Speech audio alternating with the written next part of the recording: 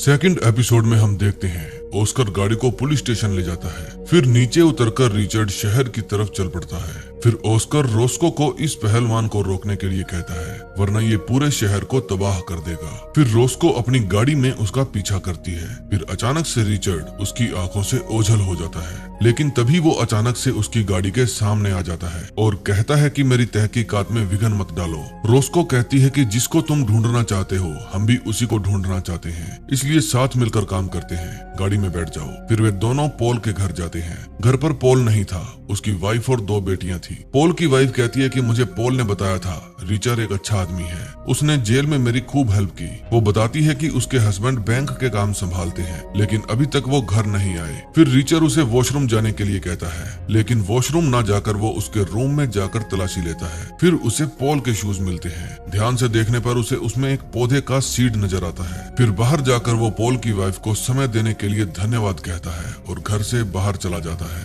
बाहर जाकर वो रोस्को को कहता है कि मेरे दिमाग में 2 बातें हैं। पहली ये कि जेल में वो गुंडे मुझे नहीं मारना चाहते थे, वे पॉल को मारना चाहते थे, क्योंकि उनको ऑर्डर मिला होगा कि 2 लड़के नए आए हैं, उनमें से जिसने चश्मा लगा रखा है उसे मारना है, जबकि उस समय चश्मा मैंने लगा रखा था। और दूसरी बात ये कि एक बैंकर के शूज में किसी खेत में उगने वाले पौधे के बीज कैसे आए। फिर वे उस जगह जाते हैं जहाँ रिचर्ड के भाई जो का कत्ल हुआ था। वहाँ पर वो इमेजिन करता है कि किस किस तरह से खूनी ने मेरे भाई के ऊपर वार किया होगा। रोस्को कहती है, मुझे अपने भाई के बारे में कुछ बताओ, वो क्या करता था, तुम्हारे साथ संबंध कैसे थे। रिचर्ड उसे बताता है कि मेरा भाई होमलैंड सिक्योरिटी में था। रोस्को कहती है कि होमलैंड में काफी कुछ आता है, आतंकवाद, नशे, बंदूकें, सीमा पर अपराध। तुम्हारा भाई किस महकमे में था, लेकिन रिचर्ड को नहीं पता था। फिर रिचर्ड वहाँ से पैदल ही जाने लगता है। वो अपने लिए किराए पर एक रूम लेने गया था। रोस्को फिर से उसका पीछा करती है। जब रिचर्ड अपने रूम की चाबी लेकर आता है तो देखता है कि कुछ लड़के उसी का इंतजार कर रहे हैं।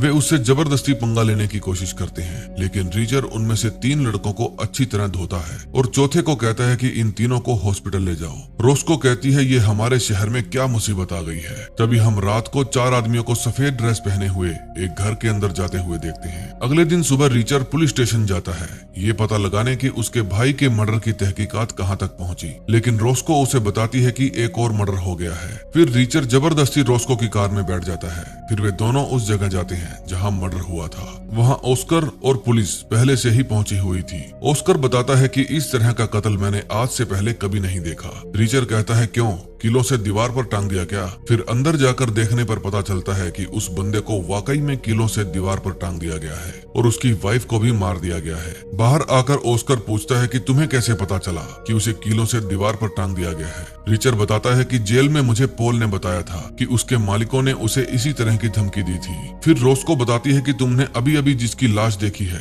वो chief of police officer Morrison थे। फिर वो ऑस्कर को बताती है कि मेयर टील ने खुद को चीफ ऑफ पुलिस नियुक्त कर दिया है।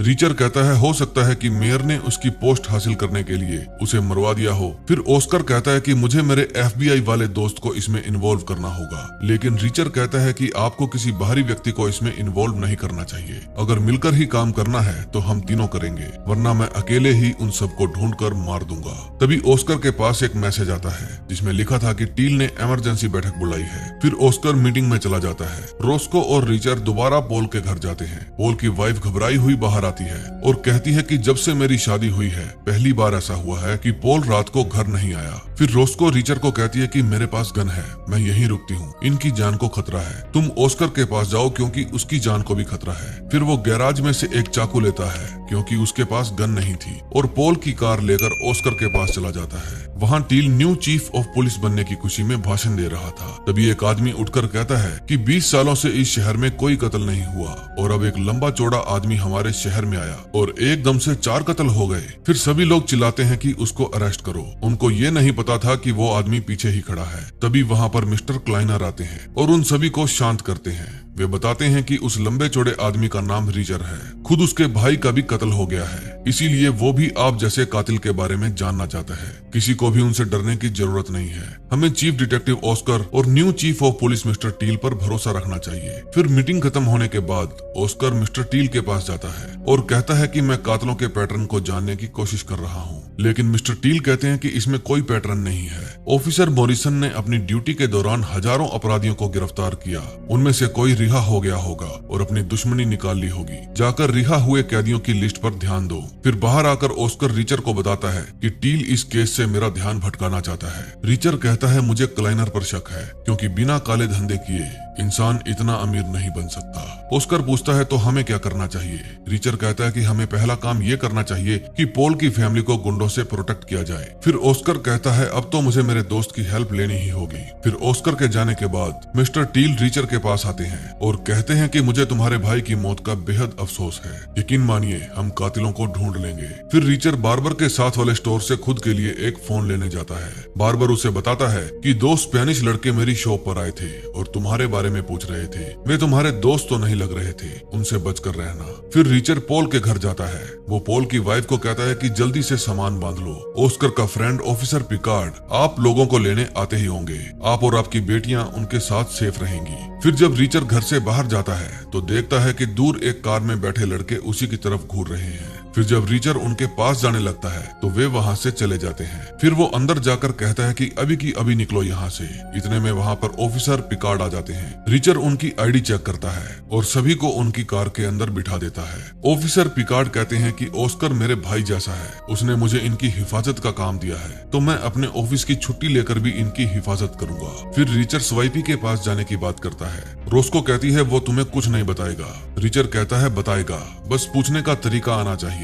फिर वो स्वाइपी के पास कॉल करता है और कहता है कि मैं ऑफिसर ऑस्कर बोल रहा हूँ। कुछ दिन पहले तुम्हारी जेल में रिचर नाम का एक कैदी आया था। उसके साथ जेल में अच्छा व्यवहार नहीं हुआ, इसलिए वो तुम पर केस करने वाला है। मुझे इसी रिगार्डिंग तुमसे बात करनी है। फिर स्वाइपी उसे एक बार में आने के लिए कहता है। फिर जब रिचर स्वाइपी से मिलता है तो स्वाइपी कहता है कि मुझे तुम्हारे बोलने के अंदाज से समझ आ गया था कि तुम अश्वेत ऑफिसर ऑस्कर नहीं हो। चलो मुझसे मिलने से पहले मेरे साथियों से मिल लो। फिर वहाँ पर वही दो स्पेनिश लड़के आ जाते हैं। वे रिचर को कार की डिग्गी में लेटने के लिए कहते हैं। रिचर कहता है भूल जाओ, ये बहुत छोटी है। फिर वो उन दोनों पर टूट पड़ता है। वे स्पेनिश लड़के भी लड़ाई में कम नहीं थे, वे प्रोफेशनली ट्रेंड थे। तभी वहाँ पुलिस आ जाती है और वो तीनों ही वहाँ से खिसक लेते हैं। फिर रिचर पुलिस स्टेशन जाता है। वो ऑस्कर और रोस्को को बताता है कि मैं स्वाइपी से पूछताछ नहीं कर पाया। मेरी जिनसे फाइट हुई थी वे पहले फौजी थे, वरना मैं उनको 10 सेकंड में सुला देता।